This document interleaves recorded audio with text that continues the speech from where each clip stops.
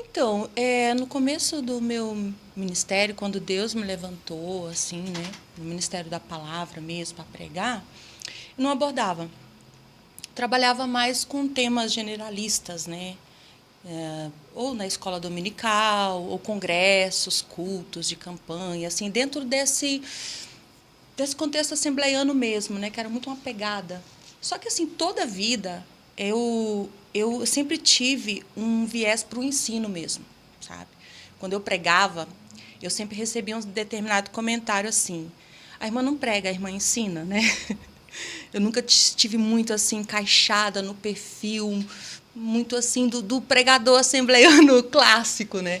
Sempre tive uma vocação muito para o ensino, isso era notório. E esses temas não trabalhava. Por quê? Naquele contexto, todos os convites eles já vinham com um tema definido. Se você é convidado para um culto de campanha, se você é convidado para o ciclo de oração, ou seja, na escola dominical, que é o trabalho que eu mais amava, ou um congresso, já tinha um tema, né? Para eu chegar até trabalhar... Tem um moço ali tirando foto, tá, Brasil? Eu estou vendo uma câmera aí. Gente, ó, o TDAH manda lembranças. Aí já, Ó, aí agora vai, a minha mente já colapsou. vai ter uma foto pro próximo podcast. Ah, tomara. Gente, desculpa, tá? Desculpa. É assim mesmo. TDAH manda beijo para todo mundo. Olha lá de novo. Né? O que é TDAH? Transtorno de déficit de atenção e hiperatividade. É uma questão neurológica, funcionamento neuroatípico. Entendi. A minha filha também tem esse déficit de atenção. Eu não sabia a abreviação, né? Então, gente, voltando. Esses temas eu passei a trabalhar já ali pelos idos de 2016 em diante, tá? Mas, né, especificamente, eu comecei em 2000, ali pelos idos de 2008, 2009, Deus me deu uma direção. Eu trabalhava numa rádio, então tem todo um processo, tem todo um caminho para chegar nesse ponto, né? Eu não escolhi isso. Na verdade, nada no meu ministério eu escolhi, eu defini.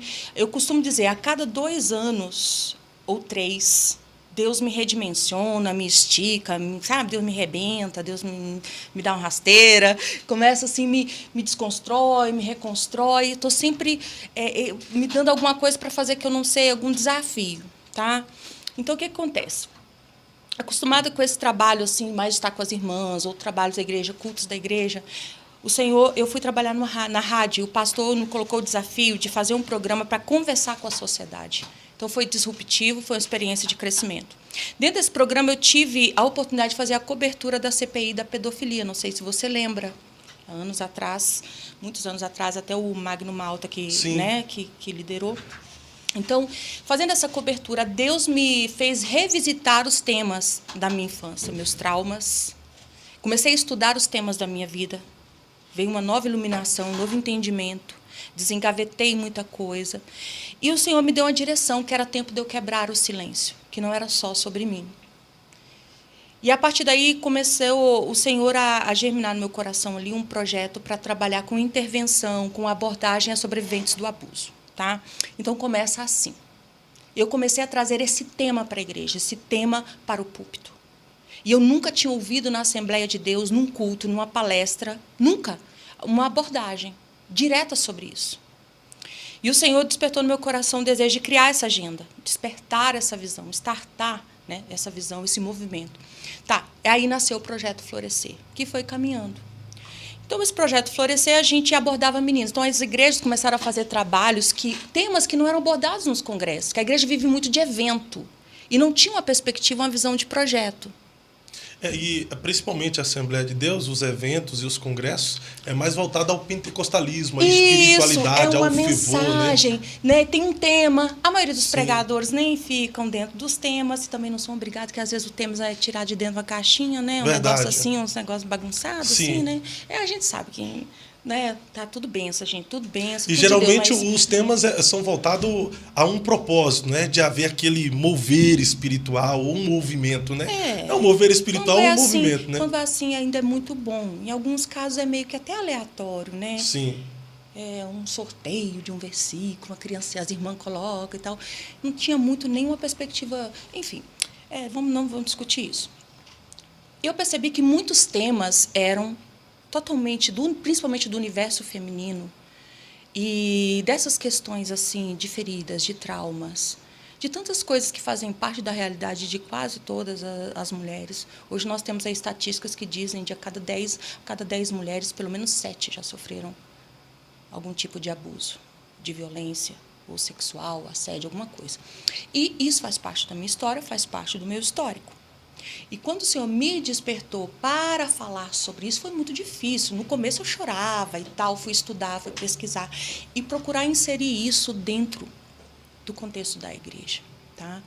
Eu chorava e hoje eu falo com mais tranquilidade, né? Mas foi difícil para mim também revisitar, né, toda a minha história.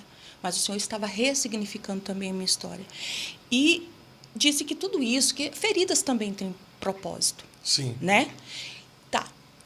E aí o que acontece? E o Senhor me falou algo muito claro.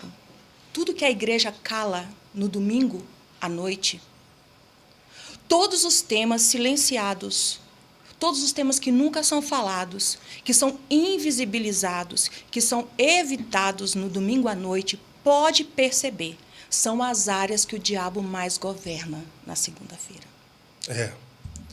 E nós temos muitos temas que nunca chegaram ao domingo à noite. E nos congressos, então, nem pensar. Quantas coisas precisávamos trabalhar. Então, o Projeto Florescer vem, criamos uma agenda lá no Norte, um trabalho de intervenção em em 2 denominações, 2 ramos da Assembleia de Deus a Madureira, Assembleia de Missão, com meninas. Enfim, passei anos nesse projeto. Então, o nosso foco era, vamos fazer algo diferente, uma agenda diferente para falarmos de coisas que não podem ser faladas e não cabem dentro desse formato de evento. Foi maravilhoso, não dá para explicar tudo isso aqui agora, Sim. São coisas de anos. Só que esse pessoal foi crescendo, esse pessoal foi casando, né? Essas meninas que nós alcançávamos, esse trabalho que era feito. E eu comecei a me inquietar, né, com vários desdobramentos das coisas, que às vezes mudava a liderança, o pessoal já deixava a visão, já deixava o projeto, não entendia, a gente estava enxugando o gelo. E eu fui orar e o Senhor disse, filha, você precisa agora trabalhar com as causas fundacionais, as causas estruturais do problema. Eu senti realmente o Senhor, sabe, falando comigo. Nós estamos cortando as folhas do mal e regando as raízes. Aí eu disse, meu Deus, né, eu conversando com Deus, o que é isso, Senhor? Misericórdia, né? Peraí, Senhor, muito, né? E deu assim dessas conversas com Deus, essa direção de Deus. E, olha, estamos cortando as folhas, regando raízes. Precisamos trabalhar com as causas fundacionais para quebrarmos os ciclos. Porque esse trabalho é mais intervencionista, mas não é preventivo, não é formativo. Nós temos muito uma abordagem reparativa, corretiva. Nós temos, eu costumo dizer, que é uma pedagogia, uma cultura de chorar no leite derramado, uma cultura da pedagogia da caixa preta. Tem muita coisa que nós só vamos fazer, abordar, falar, tratar depois do desastre. A gente vai procurar as causas. Nós não temos uma cultura daquilo que é formativo, preventivo. Nós temos muita cultura do reparativo, principalmente na área de relacionamento, de sexualidade. Nesse caso, o Senhor disse a mim, você quer mudar, quer ser um agente de cura para as questões de abuso, de traumas? Amém, Senhor. O Senhor me deu essa direção e eu entreguei minha vida, né, para obedecer, para servir nessa causa. O Senhor disse, então, assim, qual que é o cerne? Tá? Qual que é o núcleo duro dessa causa, dessa questão? O que está no cerne? Aí eu fui estudar mais para entender as causas estruturais fundacionais. Tá. 80% dos abusos acontecem dentro de casa e são perpetrados por figuras parentais. Tá? Mais 70% antes dos 13 anos. A maioria, meninas. Se abusos, em sua grande maioria, que ainda continuam em números, índices alarmantes, subnotificados, tudo que a gente tem notificado, você pode multiplicar por 10 ou 20. Nós temos ainda índices aí alarmantes, mas são ainda, é só a ponta do iceberg. Então, se é um problema intrafamiliar, O abuso, ele é um problema de família. Se é um problema de família, existe também algo que é relacional. O que está no fundamento? Relacionamento. Relacionamentos disfuncionais. E se nós buscarmos mais ainda, mais profundo, o que a gente vai encontrar? O sexo. E o diabo sempre trabalhou com essa lógica, né? Para colapsar qualquer coisa, tem que mexer com o sexo. Existem problemas de sexualidade, porque nenhum crime sexual começa sendo um crime sexual. Todo crime sexual começou sendo um pecado sexual, que passa, né, evolui para um vício. E um vício não tratado, se não for liberto, se não for resolvido, se fica oculto, se vai crescendo ali a coisa, passa a ser um crime. Nenhum crime sexual começou sendo um crime. Tudo isso, o Senhor nos fazendo entender o contexto, o ciclo e as causas fundacionais. Por isso, o Senhor me direcionou a começar a estudar mais sobre questões de uma educação de relacionamentos, né? Edificar relacionamentos, tratar com relacionamentos, edificar famílias, porque é um problema de famílias, mas dentro da família é um problema de relações e é um problema de sexualidade também. Né, pecaminosos, desvios, condutas desviantes, imoralidade, vícios, e são problemas ocultos e muito complexos de lidar. Obedecendo essa direção de Deus, eu comecei, né, também estudando, também aprendendo, alguns erros. Eu comecei pelo Facebook, né, mexer, provocar. Já estava trabalhando com o Projeto Florescer, mas no Facebook eu comecei a dar mais vazão, assim, ampliar um pouco.